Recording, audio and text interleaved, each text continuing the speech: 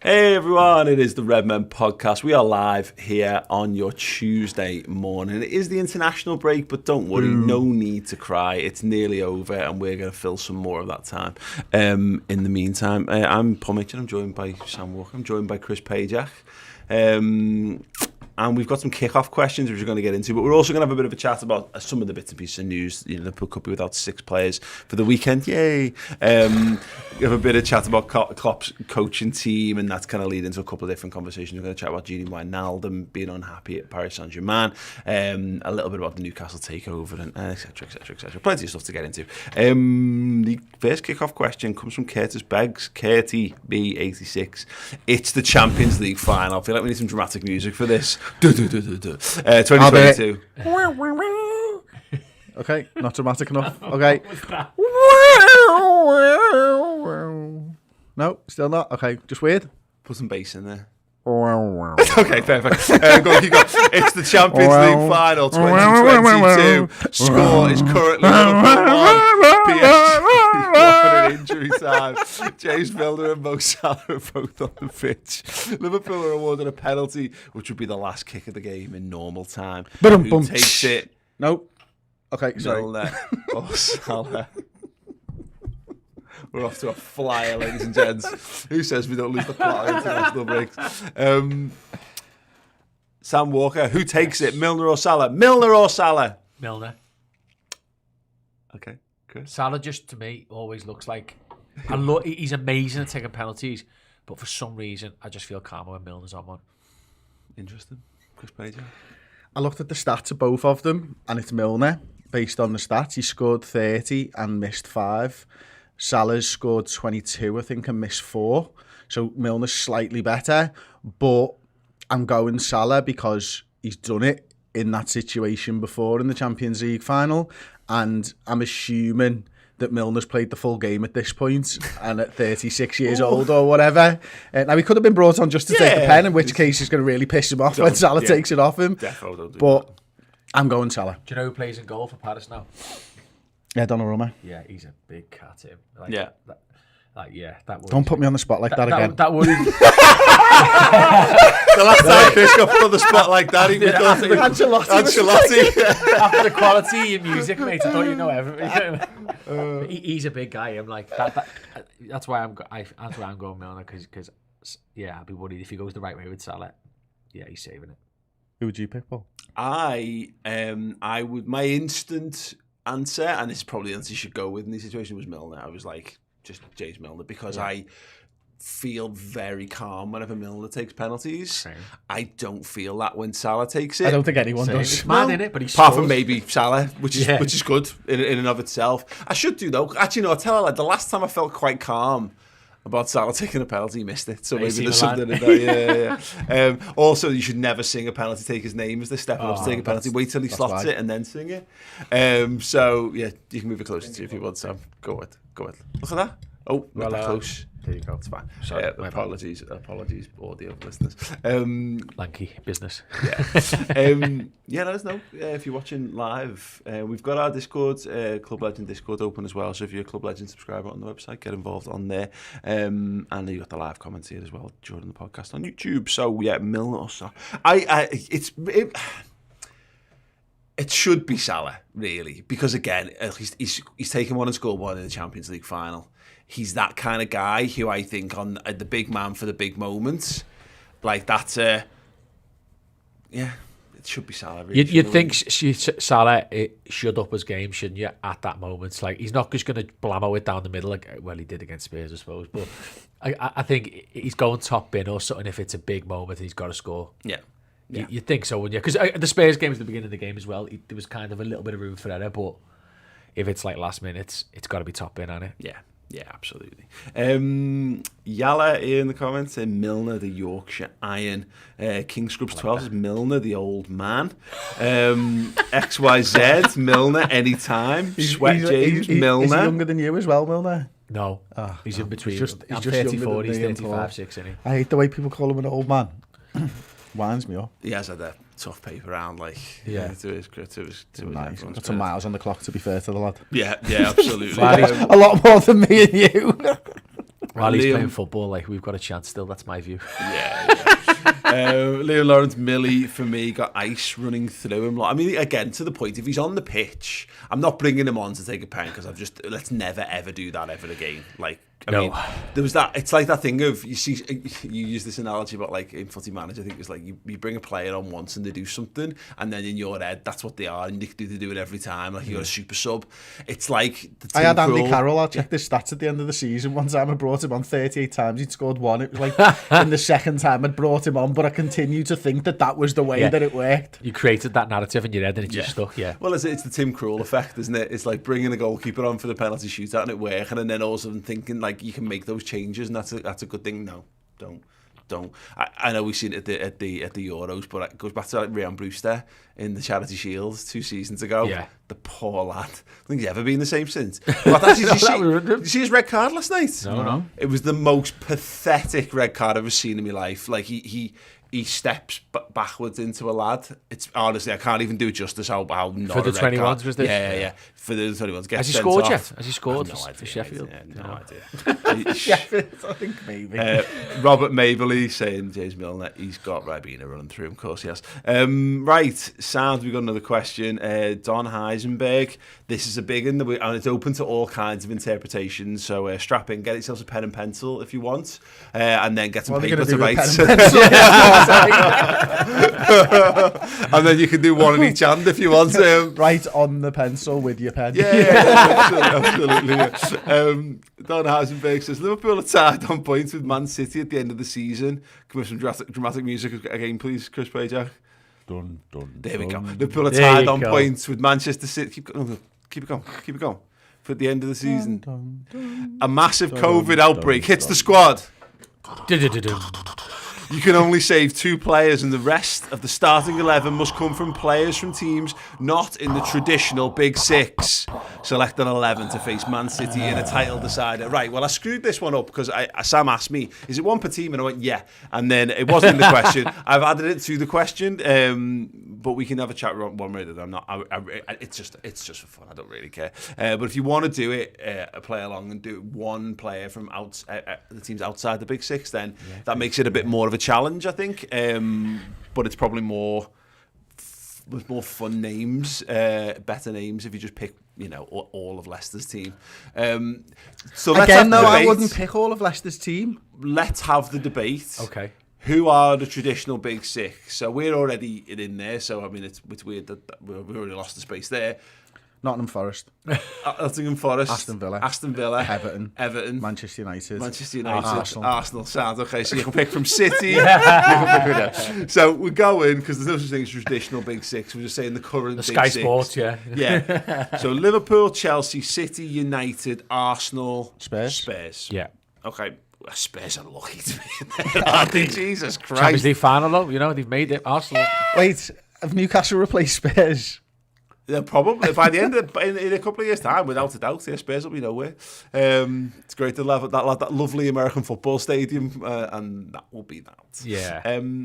So you can't pick players from those teams, but you can pick players from outside. Chris, you just went to pick a dream team of players from outside the six. Mm-hmm. Who did you go with? Kasper Schmeichel to start with. I think. Sorry.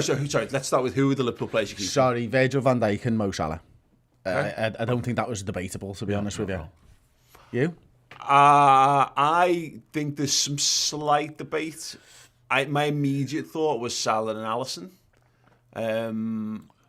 But you're right. I mean, there are other really good goalkeepers. So you could just nab for a There's no one as good at centre-half as... Yeah, there's a few different options. I think what you can do is you can start filling your team in first and then look to plug the gaps from boss Liverpool players. That's a good point. But there's quite a lot of good DMs, I think, at least 2 or 3 good DMs. So Fabinho would have been maybe an option if there wasn't as many good DMs as there were. Mm-hmm. You've also got loads of decent right wingers. So maybe you'd look at a centre forward rather than Salah. Maybe Salah just plays centre forward for you if there's a good right winger that you prefer. You mentioned Rafinha to me, could have been an option at the right wing. But no, I think Virgil van Dijk's the best centre half in the league, so pick him. And Mo Salah's the best player in the league, so pick him. They're my 2 as well. Easy. Didn't think too much into it. Just pick them 2. Yeah. Yeah, no, I think that's a decent shout. Go on, Chris. Go through. Kasper Schmeichel, to start. I think he's the best goalkeeper outside of Alisson and Ederson, to be honest with you. Okay. I've always rated him highly. Even when Liverpool were linked with goalkeepers, I was always of the opinion that Schmeichel would have been good enough for us. I was wrong. Alisson's so much better, but Schmeichel's still really, really good. Tariq Lamptey is probably my right back for a little bit of pace, a little bit of power down that right hand side, a little bit of speed. Did you go for someone like him? I went Lamptey. I thought you'd miss Lamptey, to be honest, because he hasn't been about, has he? But yeah, I went Lamptey all day, right back. Yeah. I'm going for Fofana probably. From Leicester as my centre half alongside Virgil van Dijk. I'm going Lucas Digne as my left back. Same team as mine. I did mine again. You know, after I'll go through my one pair in a minute, but mine's exactly the same as yours. But the goalie out with Martinez in goal. Yeah, I actually think he's the best, but each their own. I've gone Ndidi as my defensive midfielder, but I've actually gone 2 DMs. Oh, have you? Yeah, so I've changed it up slightly, and I've gone Declan Rice alongside him. Anyone who watched the show in the summer will know that I like Declan Rice. I think he's a really good player, and it also feeds into who my sort of number 10 is, which is James Maddison. Okay. Because I like him, and I think, you know, 2 DMs against Manchester City, probably not a bad thing when they've never played together. Yeah. So yeah, Maddison is my 10. Salah on the right hand side. I'm going to go left-hand side first. I'm going to overlook Zaha, and I'm going to go Alan St-Maximin. Same. Right, that's interesting. And up top, I'm going to overlook Jamie Vardy. Right, and I'm going to go Danny Ings. Right, hear me out. Jamie Vardy. You want to score less goals. Jamie Vardy's boss. Amazing footballer, but he's going to ruin Salah's space. Okay. He's going to get in the way of Mo Salah, whereas Danny Ings is very much, he's played the system, he knows the role, it's a one-off game. Maybe you'd look to try and get somebody in who's going to score those goals like Vardy, but I want Salah to score the winner. I want Salah, so Vardy no, Ings in, do the dirty work, press high up the pitch, create space for Salah and St-Maximin. There you go. So I'll do mine and Chris. The right answer is Vardy, by the way. But no, it's got to be different, haven't you? I've gone... For that team, I've gone Salah and St-Maximin flanking Antonio. I actually think Antonio right now is the best outside. That's just my opinion. Yeah. And in midfield, I went with. I did pick Rice. I'm not a huge fan of Rice. I think he's good. He's effective. But I've never seen him as a standout player. He's just effective. But I agree, he's a good player. And I've gone Tielemans in the middle. And I didn't fill that number 10 spot because I did this like a minute before we went live. But my team was under the proviso that we actually had to pick one from each of the 14 teams, or 9 of the 14 teams. So I went with Nick Pope in goal to get a Burnley player in. Okay. Tariq Lamptey from Brighton right back. Verge and Connor Cody centre back. Nice. Digne left back. Yari Tielemans, Declan Rice, and James Ward-Prowse centre midfield. Ooh, pen taker. And well, there you go. Yeah, and set piece taker. Yeah. He might need a free kick against City. St-Maximin, Salah, and Danny Ings. So he plays for Newcastle. They play for Newcastle and Villa. So I managed to get one in from 9 teams. That's really good. That's good. Okay, so I like that. Yeah, send us your teams in the live chat if you want to send them to at the Redmen TV as well. I like that one from every team thing as well. I think that's a nice way to kill some time if you're meant to be. Definitely get your pen and pencil and your protractor out for that one. Just do what we did and type it in your notes on your phone. That's it. So you get your wet playbook out and fill it in there. Right, we're going to be talking the Liverpool players who are likely to miss out this weekend. We're going to be talking a little bit about Liverpool's backroom staff, having had a good chat with some of them in the last week or so. A bit about Gini Wijnaldum and some stuff about Steven Gerrard as well when we return. But yeah, have a little look at this in the meantime. He joins us in AVM and he does with Andreas the warm-up. So then he goes in the team training. Yeah, he made some unbelievable saves and the wow factor was there straight away. And then you think, yeah, we signed a goalie. Last season, yeah, the header. Yeah, that was nice. Yeah, Mike Dean put on 4 minutes. And it was like 3 minutes 50 and we get a corner. And I see Ali standing there and I was so much aggression that I want to win as well. So I shouted, Ali, get in the box.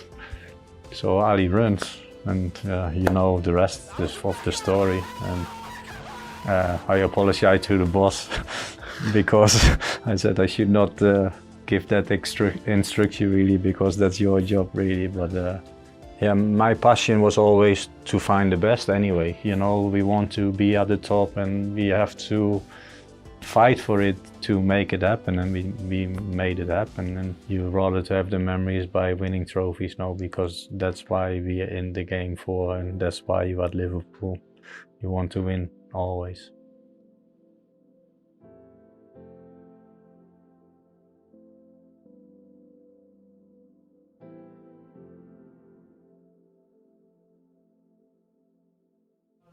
Yeah, check that out. That's the episode 2, part 2 of the John Achterberg In Conversation With is out. That's both parts available for you right now on the redmentv.com. So if you want to have a bit more of insight into the inner workings of Klopp's inner circle, especially the goalkeeping department, then check that out right now. Yeah, it kind of led me on. So I want to have a bit of a chat about them. We'll talk about them in a bit, but because I think Klopp's got something fascinating going on. But before we do, this is Anfield. I've been reporting this, and everyone, to be fair, Diogo Jota could well be returning early from international duty, and you go, hey, and then no, it's because he might not be fit. Brilliant. Yeah, great news. So that we could be in a spot of bother this weekend, Chris Pajak. It's exactly what you want from an international break, really, isn't it? Is that no Liverpool games, and then to find out that your players are going to come back not available. Half of your first team aren't going to be available for different reasons and stuff like that, isn't it? So obviously, you got Fabinho and Alisson, who look like they're going to be travelling straight over to Atletico to miss the 10-day quarantine, really? Coming back into England, I think. And then you've got, obviously, because they wouldn't make it back into England in time for the game at the weekend, would they? So you've got them two out. So it looks like Kelleher's going to start straight away. Then you've obviously got Kurt Jones, who played last night, thankfully. Yeah. Is Trent okay? They think Milner's probably going to end up starting at right back. So he's a midfield option that you're probably not going to have to pick from. You've got Jones and Jota, obviously, minor injuries. I say Jones did play last night, so it looks like he's going to be okay.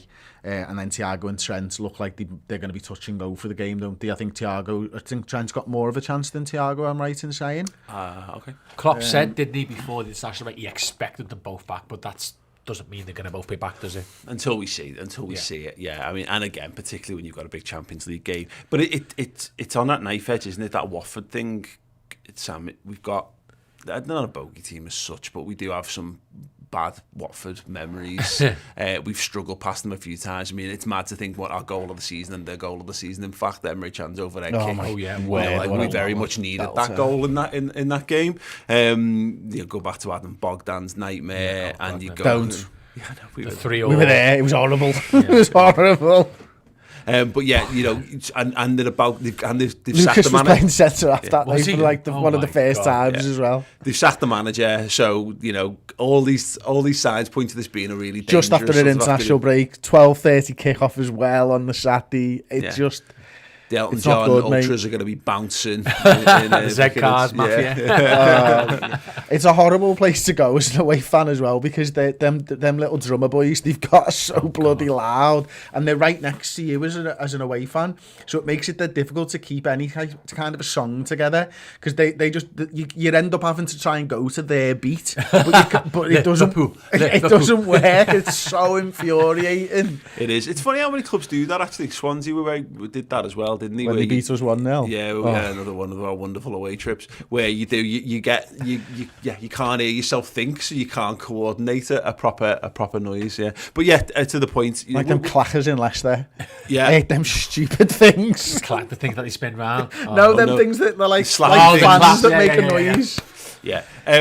Look, potentially it could still mean Henderson, Keita and Ox as a midfield, which is far from the worst. And now Jones is maybe... Jones, yeah, I think Jones plays. The thing that I'm not as worried about is that, and everyone keeps reminding me of this, Watford are not the same style of team anymore. They've got some good players. They don't have Deeney up front as a batter and ram. Because when he gets it right, he's a nightmare, isn't he? They do have Sarr, who's got better and better. He's a problem. They've got that other lad they've signed. Is it like Hernandez or something like that? They've got Dennis Fernandez, Dennis. They've got a few good players. Is he a menace? ask me again to half 2 on Saturday. But it's a half 12 kickoff, which means it's not going to be under the lights. It's like... Sorry, I love that joke. It's not going to be under the lights. New manager, yeah, we don't know what they're going to do really, but he's he's had probably players out on international duty. He's probably not going to get much time. It's very probably much going to be do as you were, and then we've got a week together to train. So I'm not sure. Is Sarr going to be available? Because doesn't he play for the same team as Mane? So have we lost Mane? I don't know if we lost. I don't know. At the minute, yeah, let me work out the logistics of this. I believe, as it stands, we can have Mane for the weekend, but you can't have him for Atletico. So they're going to have Sarr, aren't they? Yeah, who's their best player for that reason. So yeah, it's a not unless Mane hides his passport. yeah. Can we just make a point? Actually, Why do people not do that? Can I make a plea to Sadio Mane?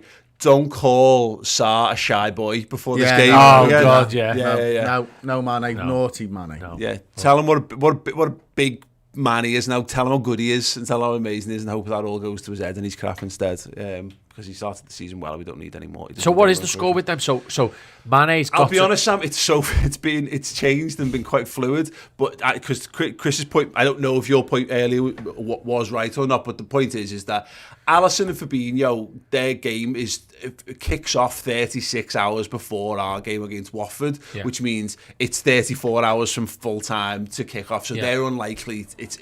There's a vague chance that they might, because it was something Neil Jones said last week, they might risk Alisson because he doesn't need to do team shape stuff. That's right, yeah. So you just throw him straight back in. But in doing that, because they've got to isolate in a private hotel sort of situation, they're probably not going to be able to break the bubble to take them over to Atletico in the week. So you've got the choice of you then instead just send them on to Spain to isolate there, and then when that isolation's done, you can bring them back for the weekend. The flip reverse I think is it's sort something of true. to do with the fact that if you come straight from Brazil to England as well, you have to quarantine for 10 days, right. isn't it? So this is Anfield, say here. Alisson Fabinho will not be back in England in time for the tie, which kicks off 35 hours after the start of Brazil's World Cup qualifier at home to Uruguay. The pair are likely to travel directly to Spain from Brazil to avoid a 10-day quarantine in the UK and allow them to feature against Atletico in the Champions League. Yeah. And then Man United subsequently, Yeah, but as I say, as it stands, there's no one's determined one way or the other whether that's the case, and the flip is therefore true of if that happened. They had a similar choice with Mane and Tsimikas, where they could send Mane and Tsimikas on to Spain if they wanted to do the same sort of thing, but again, you're then missing them from the weekend. So instead, it looks like Mane and Tsimikas would be available to play Watford, but you can't break their bubble to send them over to another country. Why can't we break the bubble though? Because if they're travelling with the same people, it seems a bit like because they've got to isolate. They can't. Mate. Because it's fucked. It's the simple answer. And we've got to do it all again in 3 weeks. Yeah, exactly. Genuinely, it's an absolute nightmare. And now there's obviously talk of Jota struggling with a minor injury as well. So again, this is Anfield had it as a potential 11 of Kelleher, Milner, Matip, Van Dijk, Robertson, Henderson, Ox, Keita, Salah, Mane, Firmino. Not a bad side considering 6 people aren't there. All told, it's still a and add Kurt Jones back to that list probably. Yeah. So I mean the bench is weak, but the side. I mean the fact of the matter is you've got the front 3 there, and there's a good chance, and you can win a game with the front 3. Yeah, there's a good chance as well that you might quite likely to have if they said that about the return after the international break, you could have Trent and Thiago on the bench for that game potentially as which well. is huge. Or but you also, could have them started. We don't know where they are. I think about Firmino there, and he's like, this is the opportunity he's probably been waiting for. Yeah, this is it. You're going to see a fired up Bobby Firmino in this game if he starts, and it looks likely that he will start. He will start. He hasn't been away, has he? He's definitely starting this game. I think even if Jota's here, he probably starts this game. The only problem with Firmino is that it's actually one of those rare situations where he probably needed the games, because I know he's not played this season really, has he, because of injury. So yeah, it's an interesting stuff. We'll obviously know more about that. We'll be doing the build-up show on Thursday, so yeah, we'll have a bit more of an update on what the hell it all looks like as we get closer to kick-off time. So I wanted to talk a little bit about Liverpool's sort of coaching team. It's not too much on it, to be honest, but obviously I sat down with John Achterberg last week. I then got to speak very briefly to Mona Nemmer, who's the head of nutrition at Liverpool as well. I had a book launch at the weekend. Both of those, John Achterberg's out now on the website, and Mona's coming out I think early next week. What struck me, because I'd never met Mona Nemmer before and I'd never met Achterberg, and they're completely different characters, but the more I meet and see about Klopp's coaching team, Chris, they're all these people built a little bit in his image. Like, you've got these hyper enthusiastic, like ultra positive people who adore their area of their particular area of expertise. And you know how Klopp always talks about surrounding himself with experts. Yeah, and you go, yeah, well, that sounds great. And then you meet them, and like I did an hour and 10 or whatever with Achterberg, and then did probably another hour just chatting to him after the fact. And then he was like, I'll come back again, because he just wants to talk about goalkeeping all the time. And again, Mona never was similar. 5 minutes were there, but was like, you know, when you speak to someone, and we have this, we do this in our world a lot. When you bump into people who and you go, oh God, you know more about this subject than I could ever dream. It fills me with a massive sense of confidence to how Liverpool are structured at the minute. And that's the whole point, isn't it? I mean, it's set by Jurgen. He knows exactly what he doesn't know. And I think that's the point, isn't it? And then he finds people to fill in those gaps for him. And crucially, he trusts those people because they know more than him. And I think that's something that's very difficult for people to do, isn't it? It's not only difficult to hand something over, but it's also difficult to have complete trust in those people. Yeah. And that's what Jurgen's built his sort of career on. And, you know, it goes back to his time at Mainz when he did everybody's job himself. And he talks about it, and he knew it wasn't sustainable, and he knew he wasn't getting better because of it. But he can oversee things and understand that these people know more than me and trust them to go and do their job. I listened to the first part of the Achterberg interview today, this morning. I thought it was brilliant. What I particularly loved is just the little things where he's not giving himself credit, he's giving the player the credit, because it was a line like, and you might remember this better than me, Paul, but it was just like, no, it's him, it's the goalkeeper. I can maybe improve him, but it's down to what he puts into it and what he's trying to get out of it, and that's what he was talking about with Alisson, wasn't it? And that's it. And he talks a lot about this, and so I'm going to be careful. I don't want to betray any confidences, because there's some stuff that I said off camera, so I won't say, you know, particular names or whatever. But he was keen to extol. And there's definitely some of this in the interview, so about the lads who turn up and they want to give their all are the ones that get the most back out of it. And you don't need me to go through names, because we've seen them. They don't play for Liverpool anymore. The lads who aren't going to come and train as hard as they play are not the ones who are going to be successful at Liverpool, and they've got that culture now where they just don't suffer people who don't want to be there. Yeah, I've listened to it as well. It's fantastic. He talks about Peter Galaxy and about how he developed his career at Liverpool, but then look how well he's done because he put the hard yards in. Yeah. He talks about Shamal George and about the misfortune he had where he was training with the team for like 2 months, and the first choice goalkeeper comes back for a couple of days and he's in the team, and it was like, these little things can affect the goalkeeper more than anybody else in football, because right backs can play potentially left back, centre back, right mid. There's loads of opportunity, but goalkeepers, it's that spot. And I thought it was brilliant as well. I really enjoyed it. And one of the things that, coming back to the sort of Klopp and how he trusts his team, it's a much more modern day way of doing things. If you look at every elite sport, it's about individuals managing their own area of the game, area of the conditioning, the fitness team. You've got to be an expert now and feedback and all be part of the same system and the same goal, holistic approach. That's how it's all about now, rather than just the manager leads like the old school days in the 90s and the 80s and the 70s, where the manager was everything and we didn't really do much training, we just followed him. Yeah, and it's absolutely true. And I always think back, it's a random analogy, but it's like it's actually from Star Trek, and there's a bit where the captain's said, you know, the captain's the guy who sits in the big chair and makes all the big decisions, but he knows how every part of that ship works, but he's not the chief engineer.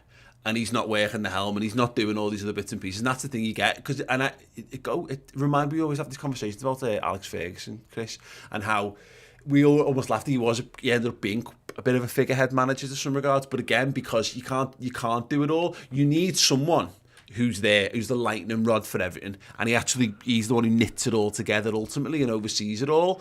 But it gives me a little bit of hope. It's a little bit, and I don't want to. And we're going to talk a little bit around this, but I'm not sure. I'd be interested to see who stays when Klopp moves on, and whether you get a whole new load in, because we saw this at Man United. Moyes was advised heavily, keep your staff, keep these staff in place, and he dug his heels in and got rid of them all and brought in all his Everton coaching staff, and that was one of the reasons why he fucked it. But when you look at what Liverpool have got, good on him. Yeah. Agent Moyes, football genius. But it is encouraging that Liverpool have got systems in place there where there's lines of progression in all kinds of different departments. Yeah, of course there is, and I think as a coach, you know, I don't know. It's difficult. There will be people that maybe want to go with Jurgen, there will be. But Liverpool, I think, will have planned for it to stay the same. And it's that boot room mentality. It's a modern day version of the boot room, isn't it? Is that it might not be that one of them step up to take control of the first team, but the team stays together and the lightning rod changes essentially, doesn't it? If that's what Jurgen Klopp is in this scenario, it's going to be probably the hardest thing that Liverpool are going to do. Not way harder than contracts and signings and everything else replacing Jurgen Klopp. But you've got to insulate yourself as best you can to the right guy or the wrong guy being put in there. And one way to do that is to make sure that the pieces stay the same. So that even if it is the wrong guy, you've still got a good chance of winning because everything else is still right and you know it's right. Yeah. Do you know what was like a good warm-up to this? And it's totally different because it's players. But when Gerrard left, and I know players get older and go over the hill, so to speak, or go past the best, but the influence that Steven Gerrard had on our team, we've seen now that if you've got things set in the right way, you can live without Gerrard. You can improve the team around you. So what we did with our team to, overcome that sort of big loss of Gerrard over a few years, that's what we need to do with the manager. We need to make sure that every piece of the puzzle is brilliant so that the manager can come in and do the best that they can be, possibly. And we may actually see the likes of, and it sounds crazy, but we might not see Klopp leave in 2.5 seasons. He might leave in 3.5 seasons. You never know. The way 1 year could make all the difference, and we might see someone like James Milner or even Jordan Henderson appear as non-obvious candidates that in 3 or 4 years, actually in the boot room mentality, that's the way we go. Because we all know Stevie G's coming at some point, but we don't want to bring him in and do a Frank Lampard. So it might well be that we see a crazy scenario where there's just a bit of shifting around for a year or two before that inevitable move. Well, it's that point. We always do this. I think I mentioned the podcast the other week about how every time there's a World Cup ends and you try to predict what the team will be in the next World Cup, and it's always miles off, because 4 years of development in football is a very, very long time. And you're right. I think the James Milner stuff's fascinating. And again, we talk Gerrard, and we'll do a little bit more on Gerrard in a minute. But like the Pep Linders stuff as well. Like I thrill at the chance to see him do a press conference. He probably gives away too much, but again, I like that. You know what I mean? I like the fact, and again, he's another example of that, and something Mel Reddy even talked about in her book, which is I would highly recommend it, by the way. She's the only person I've ever heard talk about the Buvac situation and how Klopp just had enough of Buvac being a bit negative, and he hated Pep Linders and hated the fact that he was dead positive, and Klopp was like, actually quite like that, and was dead quick to bring him back because of the energy he brings. I don't know that he's ever got what it'll take to be the next, but Chris, I don't think many people would have thought Paisley was a natural successor to Bill Shankly, because he wasn't. Different. He was quiet. Yeah, exactly. He was a former club doctor, essentially physio type of thing, wasn't he? You know what I mean? So, and people shine and people fail in different situations, and you can't predict what's going to happen in there. Which brings me back to the point I was making before. If everything else is right, Steven Gerrard might be the perfect fit for us, because he understands the football club, and because what man in their right mind, after having potentially 4 years maybe in management, is not going to look at Liverpool's coaching staff and think they're doing a terrific job, I'll sack them. You know what I mean? You're going to walk in and go, this could be the easiest money. You know what? Gerrard going, do you know what this really needs? Gary McAllister back, don't we? But here's the point on that, right? It's actually a really good point. Liverpool are set up to have two assistants, and likely one of them is going to go with Jurgen, the man who's always been with Jurgen that no one ever speaks about. Peter Gravitz. Yeah, exactly. Gravitz, and Linders stays not as tied to Jurgen in the same way over the last 15 years. There's actually a space there for Gary Mack. And it's a good point. Well, to the Gerrard thing, because we were going to do a little bit later on, but I think we can kind of jump onto it, because I put this question out on Twitter, and I get blew up in a big way of would Steven Gerrard be a good manager for Newcastle given the current environment? And we'll answer that. But on that point, we talk about having that lightning rod, that conductor for what Liverpool do. Gerrard's probably one of the few examples right now who he doesn't need to come in and be, if you've got all the world-class people around. Gerrard doesn't need to necessarily come in as a world-class manager, but he would do something that Linders wouldn't be able to do. There'd be people who'd want to inspire. as long as he protects his aura, and that's why Gerrard's next move is massive. And shouldn't be Newcastle. No, well, let's come on to that. But like I look at Zidane at Real Madrid. Like I've got no idea if Zidane's a good manager or not. He probably is, because look how many Champions Leagues he's won. But like, why is he like no one else was He had tripping over Cristiano themselves. Ronaldo in his absolute pomp. True, you know, like, I think I could have done but a people job. people weren't tripping over themselves No, to grab Zidane. As, you know, he's not being lauded. He's probably won. Has he worked anywhere else? He's probably won more Champions Leagues than Pep Guardiola. Probably. He has, yeah. No, he has, You yeah. know, and He's the only. There's nobody won more than him.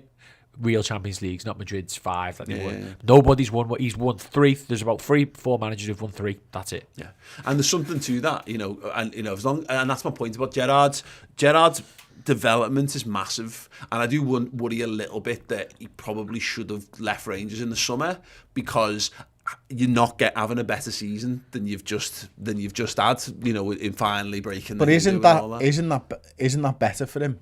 Yeah. Because it's harder. Yeah. The second season, as we know, as Liverpool fans having won the Premier League 2 years ago, it's harder to do it again. Like, what Steven Gerrard did with that Rangers side isn't talked about enough. Like, they talk about stopping the 10 thing for Celtic and all that. They conceded 13 goals in 38 games. 13 goals. They scored 93 goals. They weren't a defensive side, yet they conceded. They were goal difference of plus 79 in 38 games. Do you know what it was, though? And they didn't lose a game. It's absolutely ridiculous. But do you know that motivation they had to go unbeaten and do it? It was a bit like when we got 99 points, is that because you're hating that much about what's come before, you just keep going. Yeah. You know, look at City last year. They knew they had the league won. There was no real stress. They've done it before. They didn't need to go and get 95 points. I'm not saying they would have, but they didn't need to. They knew that. Whereas with us, it was like, we have to get more points than ever before in the shortest time possible, because we've just had COVID try and stop us. Something else could come along and ruin it. And I think Rangers is probably the same. We cannot have number 10. It cannot happen. We have to make sure we go to the very end to make sure we get that trophy. And I think... And the 6 points clear of Celtic now, I was going to say this year is big because it's getting the fans back in and going again. Yeah. Win a double. If he does that, he's ready for a move. Yeah, and I suppose in that regard, if he's able to win the league again, I think that's sound. It's more that obviously they bomb out the Champions League, don't they, before they get into it. Yeah. And that's massive. Like, that's a big part of his development. He needs to go and get some Champions League management experience. I mean, he can do that at Newcastle, is he? Yeah. No. But yeah, we'll do that. He's genuinely got a better chance at Rangers. Yeah, we'll do. Let's come on to that next. LeChill with the £5 super chat. Thank you so much. Says there's a part of me that doesn't want Gerrard as manager. It's the Lampard Nole thing where every average result is heavily scrutinised by Twitter. And yeah, I mean that's the fear. And but that's the thing. I want to talk about with Gerrard staying another season at Rangers. And the point is, if you're good enough, you're good enough. And if you're not good enough, then shit happens. Life's a shit house. You move on and do something different. So, like, if Gerrard's meant to be at Liverpool and it's meant to be a success, you'll come to Liverpool and be a rip-roaring success. And hopefully we've got the systems in place that facilitate that. If we've got the team that is good enough to win the league. Man United, when Fergie left, didn't have the team. He dragged every inch of quality out of them the year before. Everybody could look at that team and go, they could do with some surgery there with what was going on around them in the league. If we give him a team with a real depth of quality and variety of age and experience that can win a league regardless, then that's perfect. If we give him what Klopp picked up, which he's not going to, but then it's a totally different skill set. Like, we're not asking for a restart, we're asking for a continuation. Yeah, absolutely. So Gerrard at Newcastle, I must admit, the second it was posed to me, I did think, like, it'd be tough, because I think it's being a relegation in battle Premier League side is still a step up from being the Rangers, being in charge at Rangers, and just in terms of the level, because you're playing in the Premier League. What he gets offered is an interesting part of this, and because I've been looking around and thinking about this a lot, and we've had many a conversation around that. How do you bridge the gap from Rangers to Liverpool? Because I don't think any of us is particularly keen to see Gerrard jump straight from Rangers to be Liverpool manager, and you want to hope that he's not, because he's also got to wait 2 or 3 years before that's a reality anyway. So you're a bit stagnant being in Scotland for that long. And I've always said, can you get a Porto job, or can you get a Benfica job, or can you get the Ajax job, or can you get the Dortmund job, or can you get a team that's not you're not going to get you're not going to get Real Madrid or Barcelona or Bayern Munich, but can you get a club that is guaranteed every season to get into the group stages of the Champions League, and can you can you get to the knockouts of that, and can you have a good fist and get a couple of years? Newcastle isn't that, but there is something there where 60,000 people every week, absolute rabid supporter base with a massive history that's been undersold, but like he's been on sale. Yeah. But I mean, in terms of the culture, I think culturally he'd be a perfect fit for Newcastle. Because I think he'd actually be a great fit for Everton, but he'd never go there for that reason. I think that's a nice step, because it's another one where you get massive games, massive crowds, with a big support behind you and loads of pressure that comes with that. But also, he's going to effectively be handed a blank cheque to go and build a side as well. It's an interesting challenge for someone like. There's pros and cons to that, right? Great, is Steven Gerrard able to go and sign players? Probably more so than Lampard, because what he's done and doing with Rangers is more impressive than anything Ollie ever did, anything Lampard's done so far. So he's already ahead of them. You've got to look at them all differently. It's also more impressive than what Brendan Rodgers did up there. Probably, arguably, or at least on par with, because he did what he should have done, but he absolutely smashed it. Trebles, fair enough. But anyway, for me, it's not Newcastle, because I think Newcastle, the problem is they're going to bring a manager in now, and unless they get sacked next summer, Gerrard's not leaving now. Next summer, Gerrard's not getting the job. Also, I don't particularly think Gerrard needs practice with a blank checkbook to go and spunk it on a load of players, go and buy Coutinho for 40 million and potentially Oxlade-Chamberlain, these players who are never going to be good enough for a top side. It's that sort of Man City before Mancini came. Who did they have as managers? It was like Sven, it was Hughes, and whoever else got the job there for a bit. Pierce, maybe, I don't know. It's that sort of in-between era. I actually think, you've just mentioned him, when Rodgers leaves Leicester for a bigger club, which I've always said I think Pep goes this season, he just looks tired, ruined, and fighting with fans and etc. I wouldn't be surprised if Rodgers rocks up at United or City. It just makes sense. There's a gap there for a club that uses this spend what we earn system. They're a European pedigree club. They've won a league. They've got good expectations. They've got good young players. That's a lot like Liverpool, but in a lesser sort of level. Mm-hmm. That would be a good move for Steven Gerrard, in my opinion. Leicester.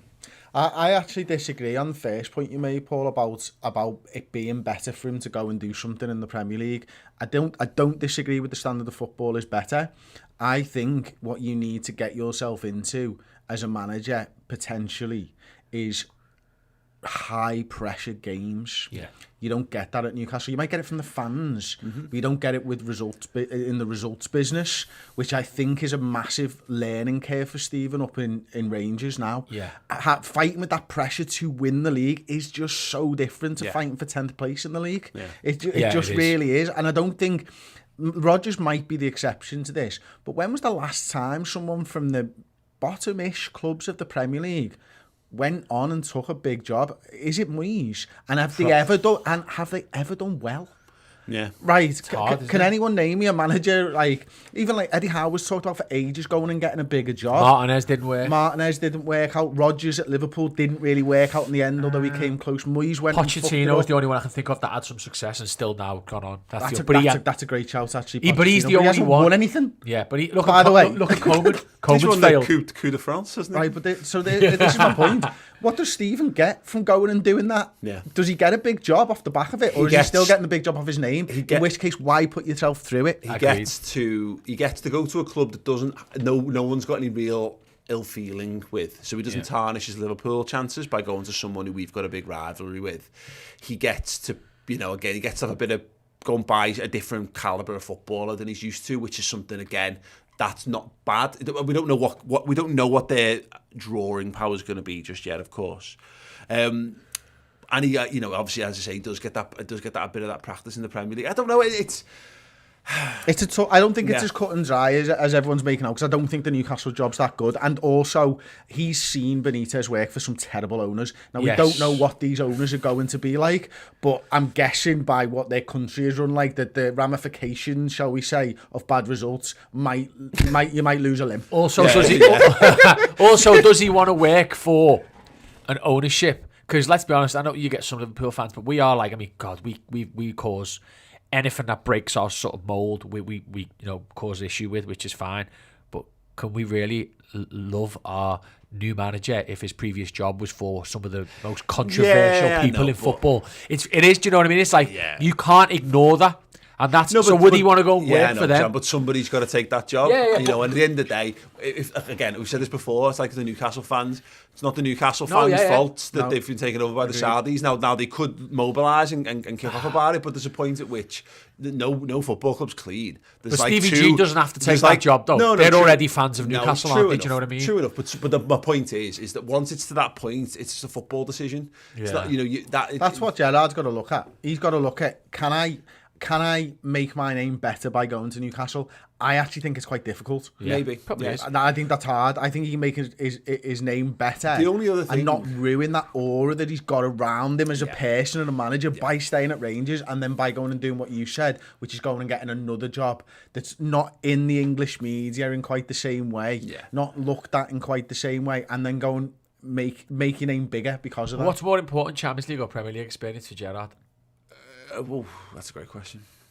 Because he's already had plenty of Champions League experience as a player, hasn't he? I don't know, because it depends what squad you inherit. Yes, it does. You know what I mean? And like, look, our lads will all have Champions League experience, and the way that he sets his team up, it surprised me that they got knocked out before they got to the Champions League, because I felt like he was going to be a good European manager. Now that's something that he'll learn. He'll learn from that though. The only thing about Gerrard is worth considering, we don't know this about him yet, is that does he actually want to move abroad? Yeah, it's a big move, isn't because he hasn't left Liverpool. You know what I mean? His family haven't moved up to Glasgow. They're all still on Merseyside. So, and he's living that life, and whether he can he take another step, because he had a difficult time with LA and what have you as well. Yes, we don't know that yet, and that's the point where he's then it's a bit like Rafa ended up. You know what I mean? Like you're always looking closer to home. You have this on a lower level. I think it was Chris Kirkland was saying a bit like, he reached the point of his career. Wiggins, really Boltons, Burnleys, Berries. Exactly. Don't want to. No point in relocating down the country. So you narrow in your pool, and it might just be that of the clubs that we talk about. Is he going to go to Arsenal? Like, I don't think he can go to Arsenal and then come to Liverpool unless Arsenal fall completely, into the. I'd love that, What about Spurs? I would love that. What about Spurs? That's not a bad shout, because they are in mediocrity now. They're going to lose Kane at some point. But again, I don't know. Would you rather just go have Newcastle, because you're going to get a lot more freedom to do what you want to do? They might be in the Championship next season. They might be. Well, that's a big if. Well, it's one interesting point that people aren't really saying about the Newcastle stuff. Something Baz from Toffee TV goes on about, because of FFP, Newcastle have got to go big in the next 12 months. That's the only chance to go unencumbered big. You can spend whatever the hell you want, because you've just come in and it's like a fresh set of accounts effectively. Okay. That's when you can spend your dough. You've again got to start to meet FFP in the years that follow that. So Newcastle actually need to. That's why they're so fascinating, because somebody's going to spend that money. But it's like, who can you get and what can you do? And my only other thing on this is that if I was Gerrard, I would go there and I would go and try and ape what Chelsea did last season, and go and buy all the lads who are ready to make that breakout, who are ready to step up, go and hoover up, like the Kai Havertz and Hakim Ziyech and obviously Pulisic was there already, but to the point, go and get a bunch of those lads who've got big resale value and points to prove. Go and strip Salzburg dry, go and get all of their best players instead, and then have 2 or 3 years in the Premier League with them, and then take the best ones onto Liverpool when you go. Perfect shout.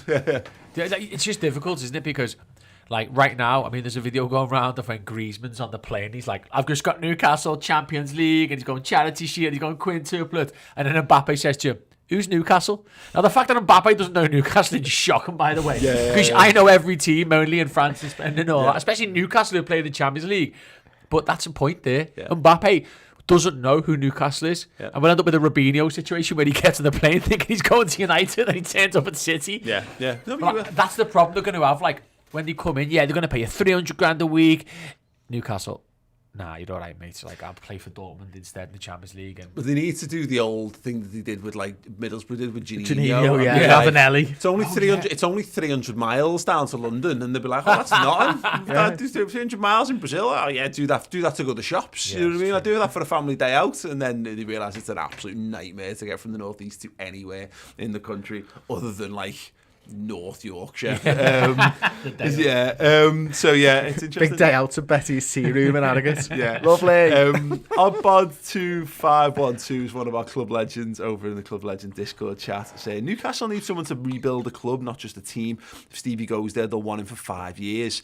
At least that would leave our interim with 2 years to fill. I think he stays in Scotland for now. And there's a Southgate would be a great fit for Newcastle. Southgate is the perfect example of how Newcastle will fuck it. yes, They will fuck it if they do what Everton did, and that is to go and get the most expensive available, not the best available. And that's not saying expensive so much, but we go, okay, yeah, I've heard of him. Go get the play. Don't get players you've heard of. Get players who are good and have got the right attitude and all that kind of stuff. And Southgate would be very like that. Would be very. he drops St. Maximin. It's too flirty for Southgate. Yeah, absolutely, without a doubt. That's an interesting one, that though, because as far as a name goes in world football now, I mean, the fact that he's got to the semi-finals of these competitions with England And final. Yeah, and 2 semis final, and yeah, final, you're probably looking at it and going, he's a good manager. Realistically, he's not. The answer's Zidane, innit? Go and get Zidane. He's free. Imagine they had Just trick him. Zidane. That'd be boss, Just wouldn't think it? he's Juve. They're playing black and white strips, Yeah, mate. You yeah. know what I mean? We're basically the English Juventus. Yeah, I did think it was a funny notion because if someone saying like Newcastle very marketable team, and they definitely are. Oh, yeah. But also Juventus have spent the last 5 years desperately trying to get rid of the black and white stripes so they can crack America because nobody wants to buy Juventus jerseys because they're referees jerseys and nobody wants to really? buy Is that right? referees. I didn't know that. Yeah. Wow. But that's why they did it like a half and half black and Yeah, white yeah. thing. They've been thinning the stripes out and everything to make it not look a traditional because it just looks like referees. So we've got a pink away kit, that mad pink one. Yeah, all there we kinds of go. that stuff. Like there you That's go. bizarre. Um, Didn't know that. but yeah, fascinating stuff. Nandan there saying Southampton is best for Gerrard. That's Southampton. interesting. I just don't see. I just don't see the advantage of Gerrard going to any of these clubs. He's going to play for them. That's what it is, isn't it? It's the only yeah, maybe that's it. I just don't see. Like, you go to Newcastle, you don't know what the ownership's like. You don't know if they're going to sack you after 6 months or 12 months. Yeah. You've got no idea because they've never owned a football club before. Yeah. That's a big step into the unknown for me. Yeah, no, it is. It's an interesting point. You're right. It is a complete unknown. The only thing you'd imagine, I can't see anywhere where they don't do everything in their power to try and follow the path that Yeah. Man City have trodden already and put everything into that football club. It to took do City a everything. few years though, didn't it? They had to build layer by layer. Yeah, they did. So the first lot of signings weren't unbelievable. Well, it was yeah. random, wasn't it? 100%. Well, it's a good point that the people think about Mansour, as being like like that was when it Well, they had started. the other owners Well, they had first. Shinawatra. They had They did, Shinawatra first, and then he Yeah. went in and spunked a load of cash. That's what Alano Robinho. and all them, Well, there was like, Alano, Robinho, Petrov, Martin Petrov, and Well, there's it was the guy who did- Joe and When remember when Joe? did they buy the fella from Swansea? Oh, Boney. That was Boney. That was It like- that was later. under Mancini. That wasn't it? Mancini. yeah, Yeah. like Boney, yeah. But they Santa obviously Cruz. they brought Company in during Santa that Cruz. time. They brought Zabaleta in during Yeah. that time. Joe Hart was the goalkeeper, and all that. Even So players like Kolarov and So that to came, the didn't point, and that's why it's again Newcastle stuff is fascinating. They're more likely to do an Everton than they are to do Yeah. a Man City because look at the state of that squad. You've got to convince boss players to come in and play for an awful team. And okay, yeah, on loads of money, but like again, look at Man United. Man United have been doing that. All you need, if you can do it, if you're going to do it, you need that one big star. You just need to throw all your eggs in one basket and the others will kind of follow, you know what I mean? Whereas, like, I think, let's say you were stupid enough to go and get Messi, right? And it was a possibility. There are going to be loads of players that want to play with Lionel Messi, and then all of a sudden they start to go, fucking hell, do you mean business there? What you can't do is get a load of relatively Europa League players first. yeah. You have to go out and get the big and guy that's first. again, that's where Everton fucked it by going out and getting lads who you didn't want to play with. You know what I mean? Nobody wanted to play with. I can't. It's an obvious joke there, which I'm going to completely.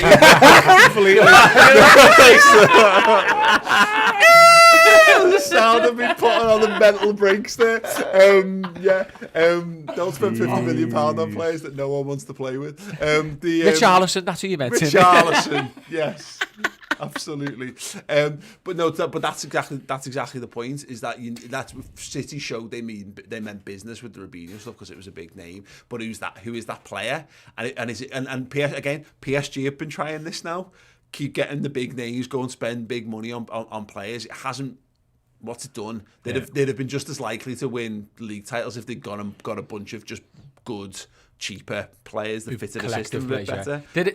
The only way I think they can do it is a little bit like what Chelsea did, but they're obviously already a decent side, is sort of be smart the way they're talking to players. Like, look to Coutinho, look, we're talking to Van der Beek, we've got X player coming in, Y player. So Coutinho thinks that when he signed him with 4 or 5 other good players, and then they're all kind of being played, and then they all agree, and then suddenly you're unveiling 5 or 6 good names, rather than, right, Felipe, Callum Wilson's gagging for a through ball.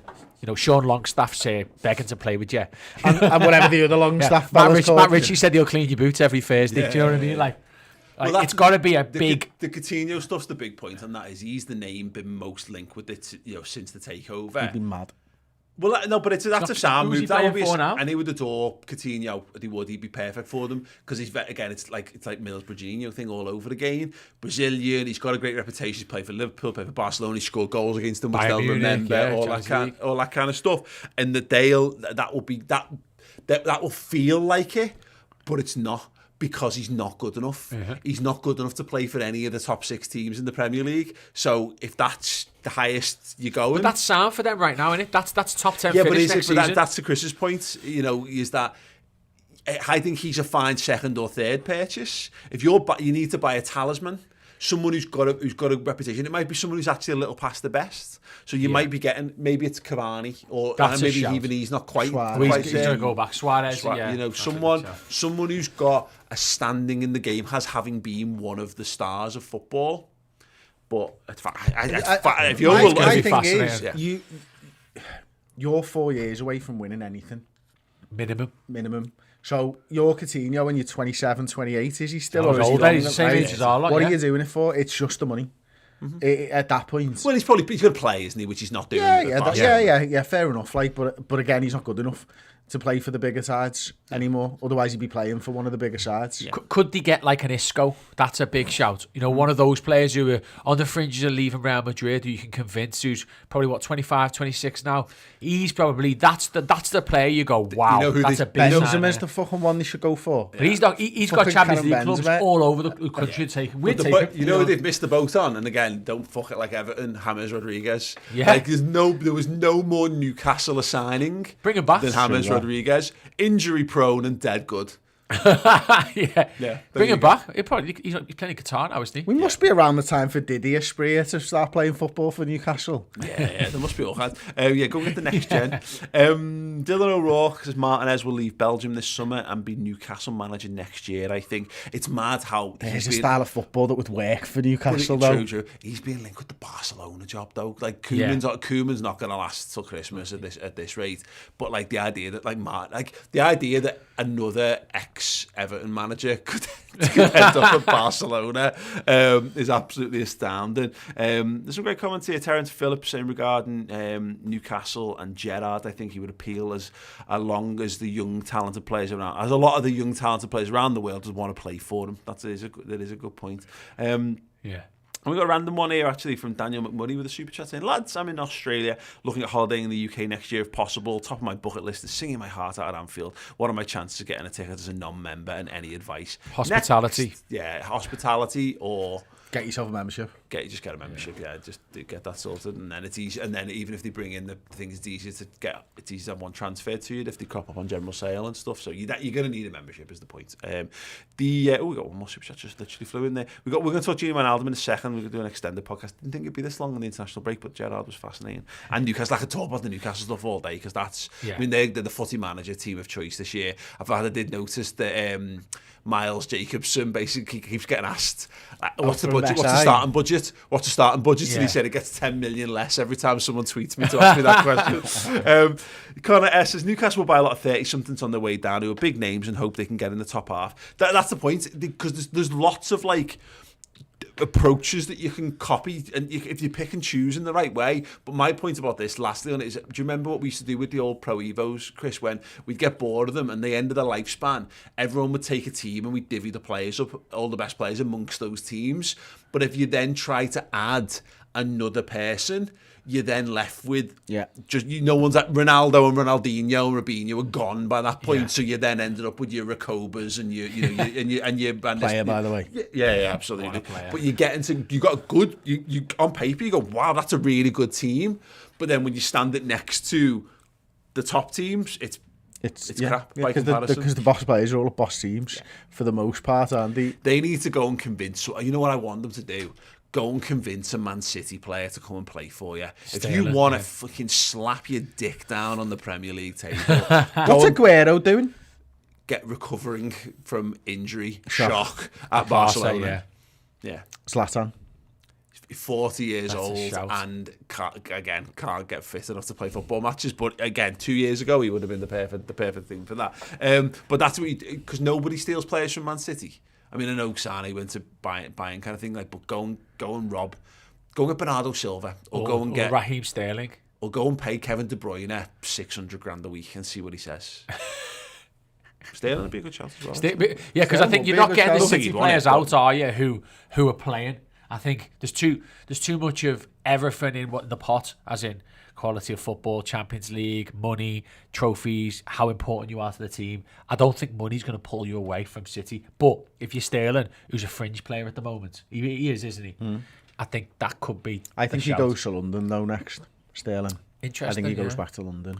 Either Arsenal or Spurs. I mean, he's just too good for both of them, isn't he? That's the point. Or you go and get Harry Kane. Go and convince Harry Kane. Harry Kane's a great shout if you're just going to lump 180 million at Tottenham. Oh my God, it's the Michael Owen thing all over again, isn't it? He should hold out for the move that he really wants, and Newcastle come in and go, here's all the money. Here's 200 million. So he's been crap at half a season, and Newcastle buy Harry Kane in January. Oh my God. Share a number 2. 100. No, like give him the number 9 shirt. Shearer had the Premier League medal before. Yeah. But honestly, like, you know, we joked about like the Jack Grealish thing, and they clearly wanted that Alan Shearer at Newcastle moment where you tell the fans to come down for the unveiling, and like Newcastle had that famous picture of him stood there with the sea of bodies behind him, and they had to shoot Jack Grealish from the other side because there wasn't enough people there.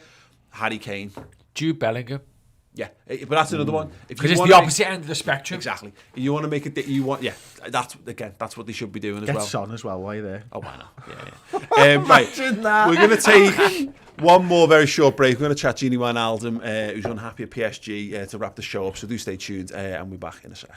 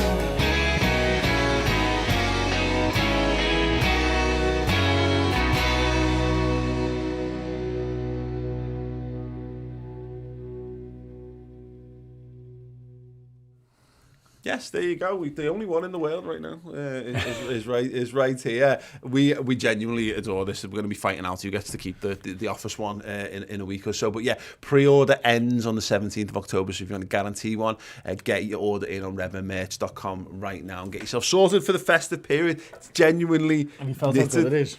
No, it's so comfortable as well. You know, the quality's absolutely unbelievable. You get lots of like knitted ones these days that are like very nylon-y and really no, they're 12 gauge. You know what I mean? Quality. Smaller knit. Yeah, much more comfortable, much lighter as well. Yeah. Just Easy to get the gravy off on criminal. Yeah, none of that 7 gauge shite, lads. 12 gauge is where it's at. It's no, but it's to the point. Like, you know, you can get those really super thick ones, whereas that's like a nice in between. That you can't wear. Yeah, that's why we went for that one. Like, but also you get the super cheap ones that are dead thin and again feel a bit plasticky. Whatever, absolutely fit. So yeah, get one right now whilst you can. Genie's unhappy at PSG. Cry me a river, or feel a bit sorry for him. Cry me a river. I think he's been done over there, to be honest with you. I'm not arsed either way. I'm a bit like Cry me a river, but you know, he didn't know that Messi was going to be going there when he went, and he probably didn't realise just how far away from the first team he'd been. I think I'm right in saying he started like 4 of the first 5 games, and then since then he's had only a few minutes and stuff, which is mad really, because I thought of Pochettino and how we built that Tottenham side, and I thought Gini would have been a great sort of fit for a Pochettino side. He's had a long time in the same system, and he's played the same way for a long time. Maybe it's just an adaptation and we're jumping the gun here a little bit. Maybe he'll fight his way into the side. But right now, I think he's probably looking around going, I've sold a false dream here. Yeah. Well, he's completed 90 minutes just twice so far this season, which is very un-Gini Wijnaldum like, and it does speak to the turmoil you've got at that football club at the moment, because, and again, while everyone was creaming the pants over all these stars going to PSG and Man United, no one's kind of got onto how hard Man United's job's going to be in the coming weeks when Rashford comes back, and how who's not playing in that team. I mean, it's Martial. Yeah, but there's another one not playing now, though. Newcastle United bound Anthony Martial. Oh, he had another shout out. God. Do you know what? That would work as well. 100%. Yeah, the thing is, you've got to look at who was there before. Like, we didn't have anyone else like Gini. We've got players who do different things, and as we're seeing now, it's changed how we are a little bit. But with Gini, he's gone there, and he's a great manager of space, retaining possession, doing the dirty work, and then you look at who they've already got. Herrera, that's his kind of job as well. Gay, brilliant at what he does, absolute superb DM, and then Verratti, who would be in my world 11. I think if he can stay fit, he's absolutely world class. So he went there knowing those 3 were already there, on top of Paredes and the other lads like Draxler who play number 10. It's a tough task anyway before you sign Messi. The truth is, he could have signed a contract at Liverpool, didn't. Fine, no one's forcing you to. Didn't go to Barca and join PSG, apparently because the money was the best. So do you know what? That's why I'm like, you knew what you were walking into. Deal with it. Well, if you want a game time, you stay at Liverpool. Yeah. If you want money, you leave. Well, the point is, and again, the issue we've got is... You can't then moan when you've taken the money and you're not getting the game time. Well, no, and my issue with this, I've seen people going, it's Coutinho all over again, and it's not, because Coutinho, like, he wanted... I don't think Gini wanted to leave Liverpool, and I don't think Jurgen wanted Gini to leave either, but he fell down. He was worth...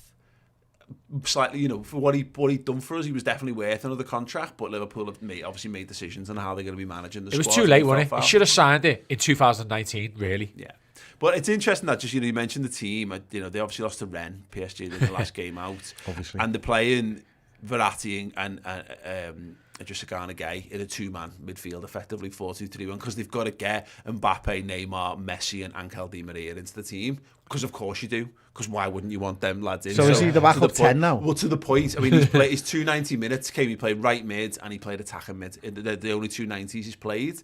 And yeah, so he's now in. He's effectively, he's not even playing for one of 3 places as he was in Liverpool. He's effectively playing realistically for 2.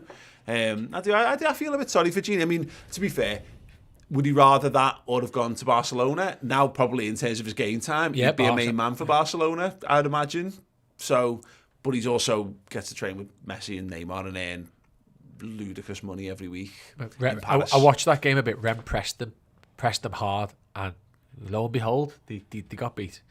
There you go. Shock. Well, let us know your thoughts on the whole Gini thing, because I actually had the question. I think it was our good friend Johnny Weisberg asked the question of, you know, getting back on loan in January or whatever manifested to happen. Would people be asked about that? I don't know. It's weird. We're having a bit of an injury crisis ish. Well, not compared to last season. I don't even feel. I feel dirty actually trying to use the same expression, because we redefined what injury crisis looked like last year. We're having a couple of injuries at the moment. We're having a normal injury crisis. Yeah, maybe. Yeah. But we're also unbeaten this season, so bring him back in January, I'd be okay with that. But only playing for 4 games, so he doesn't get a medal. Ooh, doing that, Phillips, send him back to You bad man. You're a bad man, Chris Page. Just leave him out on the last day. I think one thing we do as a fan base, though, is get held up. I mean, the amount of times, and we would all talk about Coutinho, weren't we, in the summer, when there was a bit of a rumour that he was being offered back. And then there's the Suarez, Xabi Alonso when he was leaving Real, get him back. We look back a lot as Liverpool fans, don't we? We always adore our ex-players and want them back. I think the truth is most managers look forward. Yeah. I personally try to be like that, and it's hard, but I try to, because I was like, yeah, get Phil back, and it makes sense. Give him 80 grand a week, brilliant, to fifth forward. But more often than not, we look forward, and I'd rather see Curtis Jones just carry on doing what you're doing, mate, and Elliot come back in a couple of more months and do what you're doing, rather than sit in the back seat now. Gini's going to play another 30 games between January and May. Yeah, I think you're right. I think you're right to look at it like that, and I think that the sort of follow-on from that for me is probably you're looking to improve all the time. You stand still and other teams improve around you, and you've technically got worse even though you're the same. Liverpool, with a Wijnaldum at 30 years old, ain't going to be a better side. They have the potential to be better with a Kurt Jones and a Harvey Elliott in the future. That's not necessarily, that doesn't mean you become a better side, but at least you're striving to be better. It reminds me of leaving a job and I quite liked, but I wanted to change my life circumstances a bit. And then when I moved on to it, I was having a bit of a struggle with it because it was hard, and I very nearly moved back to my old job just because I wanted to go back to that comfort zone of it all. You need to move. We've not moved on. We are what, 20%, 15% into a season or whatever. We don't know how Liverpool have developed beyond Gini Wijnaldum at any point. Don't get me wrong, if Liverpool have lots of problems with midfield injuries, you would absolutely be having a little question to PSG and going, can we get him on loan in January, because you're bringing someone in who would slot straight back into what you're doing. But he's another one. He's, again, Newcastle. He loves Newcastle, he actually loves the city of Newcastle well more than he loves the city of Liverpool, because he never lived here. Yeah, he told us that when we did an interview with him, but when we were walking back to his car, and he was saying, like, we were talking about it when he was like, oh, I love the city and all that, and he's like, no, don't feel the same about Liverpool, but he lived it. We asked him, where'd you live, and he's like, Formby. I was like, you don't really know Liverpool, mate, you know what I mean? Yeah.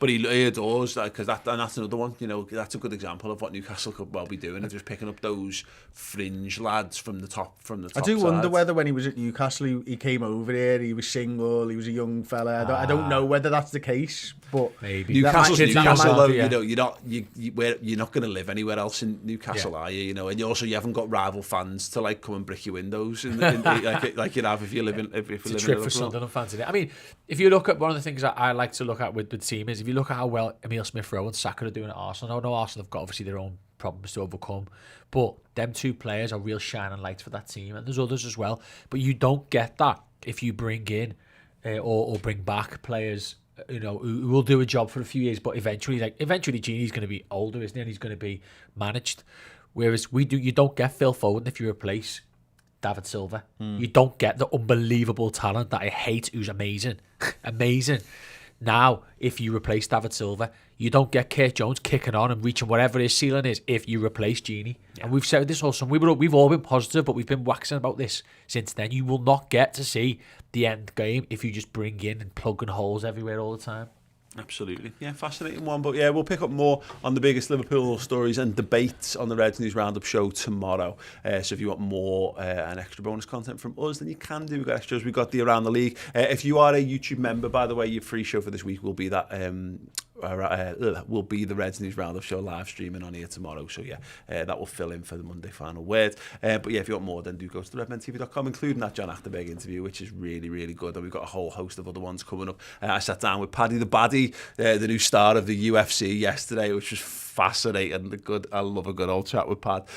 We've also got Scouse comedian Adam Rowe coming up. We've got Liverpool writer and Mirror journalist as well, Brian Reid. Mona Nema, again, Liverpool's head of nutrition. There's a small feature with her coming up in the coming weeks. Loads of stuff to keep you entertained. But gents, thank you so much for this bumper international break podcast. Loads more to come for free as well if you can't be arsed with all that stuff. But if you do try it out. Let us know how you get on with it, and we hope to see it over there. And yeah, big shout out to our Club Legends subscribers who are going to have their names featured right now.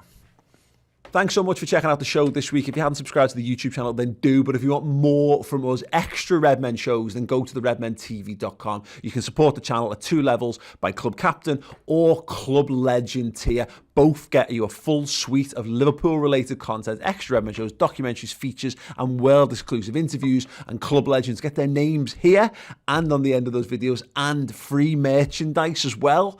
Perfect time to sign up on the redmentv.com.